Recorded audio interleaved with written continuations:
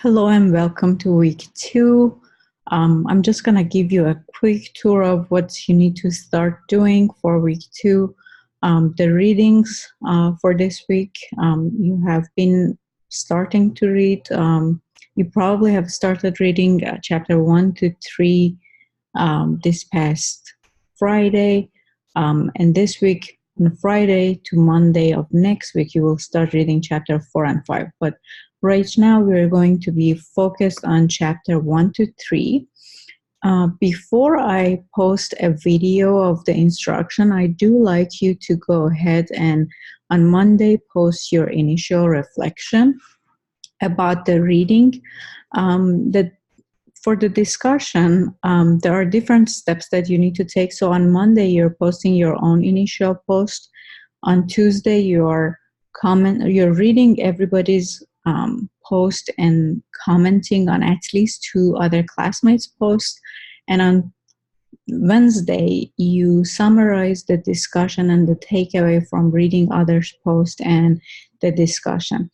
I also contribute to this discussion, and I will be posting some replies, or if I feel like I need to correct something, I will definitely go for it.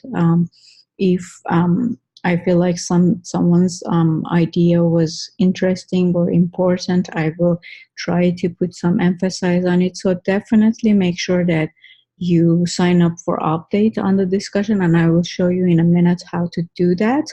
On Thursday, I will release a video instruction and slide that I would like you to take a look at, because it's a review of chapter 1 to 3 and a little summary of chapter 4 and 5. It's not going to be a summary of chapter 4 and 5.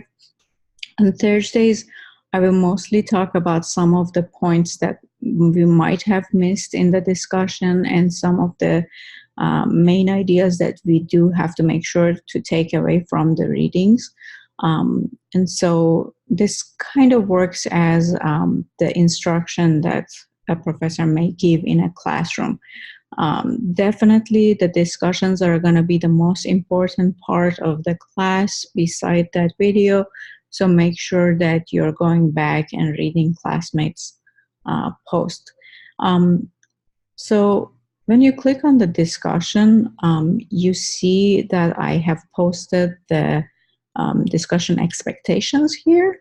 The expectations on what the initial post include, making sure that you have everything cited correctly on APA format.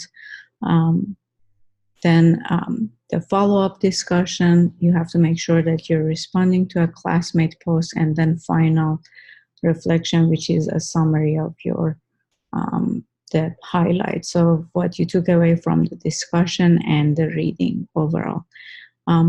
All the readings are due at 10 p.m. On the day that they are listed. I do have also examples of what the response or the first post is like. So kind of you can use this format. I really like to emphasize on that this one is mostly for you to see that you need to have references, the sample of response to peer. It's very important for us to not limit ourselves that I agree with you or I enjoy reading your post. It's good to say that when you agree or when you do not completely agree with someone, but you definitely want to add something more than that person have included, or that can be something from what you have read, your own experience, or something from other readings that you might have done. So when you respond to a classmate and use something from the reading or from a different book, make sure that you also include citation. I do like to see that you do refer to something more than your own experience. So definitely try to use some references when you respond to a classmate as well. For the initial post, I don't mind if you want to copy this and then remove the instruction, and then keep the insight, specialized vocabulary, and putting those down, application, additional questions. Definitely you can keep that format. I kind of like it when students do that, but you don't have to. Just make sure that you do have those included in your initial post. Let me know if you have any questions. Definitely remember to subscribe.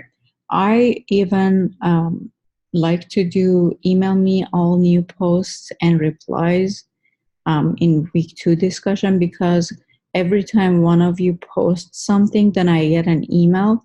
So I don't have to log into my word break to be able to read it. I can read it in my email, and then at the end of the night, I can come back and just respond to what I thought I need to respond to.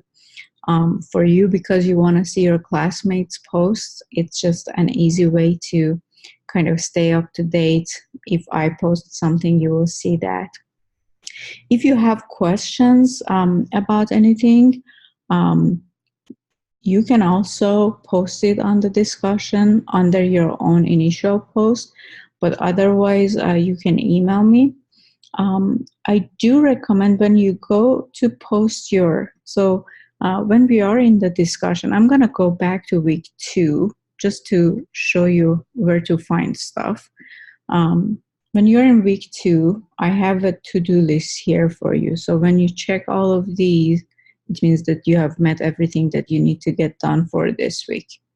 Under the week 2 discussion, in the beginning of this page, you may not see the post, but you have to scroll down to actually go to the week 2 discussion and then add a post.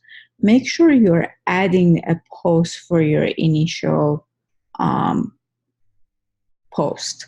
And then for the follow-up, you can just go back to your initial post and do the summary, or you can go to other people's initial post and put a comment.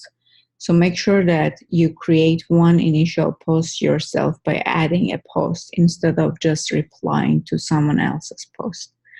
I hope it makes sense. If there is anything that doesn't look right to you, let me know.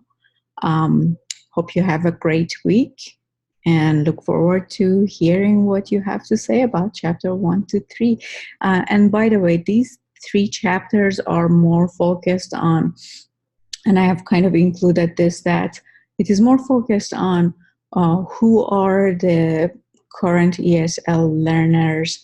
Of course, that's as current as the book is. So I encourage you to look up what are some demographics in Iowa or whatever state that you plan to teach. See who are the learners, where have they come from, what are some of the needs, what are some of the schools like, are they ELL, ESL, what kind of curriculum do they have? So it's just good to know who are the ESL learners today. And then we also learn a little bit about the foundation of assessment and assessment in ESL.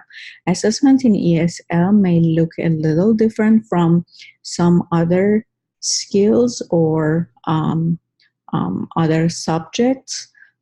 We do focus on the different skills in language learning.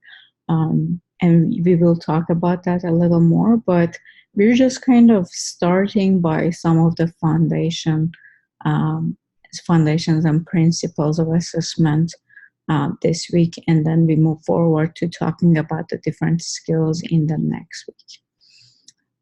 Have a wonderful week, and bye-bye.